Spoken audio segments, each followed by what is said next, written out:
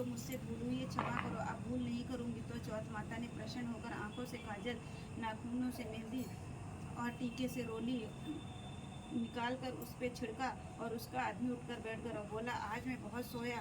वह बोली, क्या सोया, मुझे तो 12 महीने हो गए, अब जाकर चौथ माता ने मेरा सुहाग लौटाया है।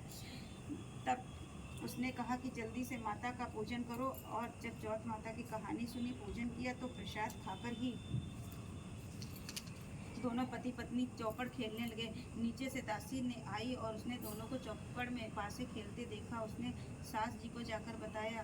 तब से सारे गांव में यह प्रसिद्धि हो गई कि सब स्त्रियां चौथ का व्रत करेंगी, सुहाग अटल रहेगा। जिस तरह से साहूकार की बेटी का सुहाग दिया, उसी तरह से चौथ माता सभी सुहागनों का सुहागिन रखें। यही करवा चौथ के उपवास की कथा है। जय चौथ।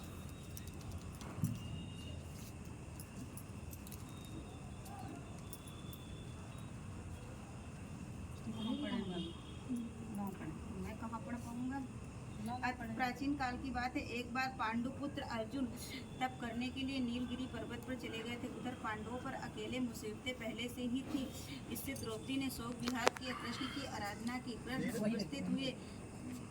उपस्थित हुए और पूछा, कहो क्या कष्ट है तुम्हें। प्रभु, द्रौपदी ने हाथ जोड़कर कहा, मुझे क्या कष्ट है, आप तो स्वयं जानते हैं, आप तो अंतर्यामी हैं। मुझे कष्टों के बोझ से बिहर कर दिया है। क्या कोई ऐसा उपाय है जिससे इन कष्टों से छुटकारा मिल जाए। तुम्हारा प्रश्न अति उत्तम है द्रौपदी। कृष्ण मुस्कुरा कर बोले, प्रभु, फिर मुझे दुख भरी नारी का कष्ट दूर करने का कोई उपाय बताइए। द्रौपदी ने पूछा। यह प्रश्न सुनकर एक बार पार्वती जी ने शिव से कहा। तब से शिव जी ने करवा चौथ का विधान बताया था। फिर प्रभु, करवा चौथ की जानकारी मुझे भी दीजिए और उसकी कथा कहिए।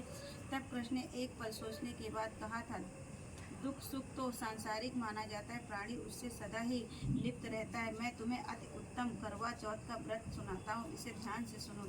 प्राचीन काल में गुणी विद्वान धर्मपरायण एक ब्राह्मण रहता था। उसके 4 पुत्र, एक गुणवती सुशील पुत्री थी। पुत्री ने विवाहित होकर चतुर्थी का व्रत किया, किंतु चंद्रो उदय से पहले ही क्षुधा से बाध्य होकर उससे उसके स्नेही दयालु भाइयों ने छल कर पीपल की आड़ में कृत्रिम चंद्रमा बनाकर दिखाया था। लड़की ने अर्घ देकर भोजन कर लिया था। भोजन करते ही उसके पति की हृदय गति बंद हो गई। इससे दुखी होकर उसने जल अन्न त्याग दिया था। उसी रात में इंद्राणी भू विचरण करने आई थी। ब्राह्मण पुत्री ने उसे अपने दुख का कारण पूछा था। इंद्राणी ने बताया, मुझे करवा व्रत के चौथ दर्शन के पूर्व भोजन कर लेने से यह कष्ट प्राप्त हुआ है। तब उस लड़की ने अंजलि दे बांध कर विनय की कि इससे मुक्त करने के लिए मुझे कोई उपाय बताइए।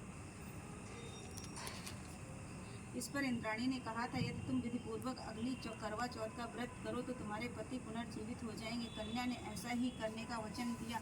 उसके पति स्वस्थ हो गए। इस पर कन्या ने वर्ष भर प्रत्येक चतुर्थी का व्रत किया और अनंत अखंड सुहाग प्राप्त किया। श्री कृष्ण जी ने कहा, हे द्रौपदी, यदि तुम इस व्रत को करोगी तो तुम्हारे सभी कष्ट टल जाएंगे। इस प्रकार द्रौपदी ने यह व्रत किया और पांडव सभी क्षेत्र में विजयी हुए। इस प्रकार सौभाग्य, पुत्र, वस्त्रादि और धन धान्य की इच्छुक स्त्रियों को यह व्रत विधि पूर्वक करना चाहिए। इस व्रत में भगवान शंकर की आरती भी करनी चाहिए।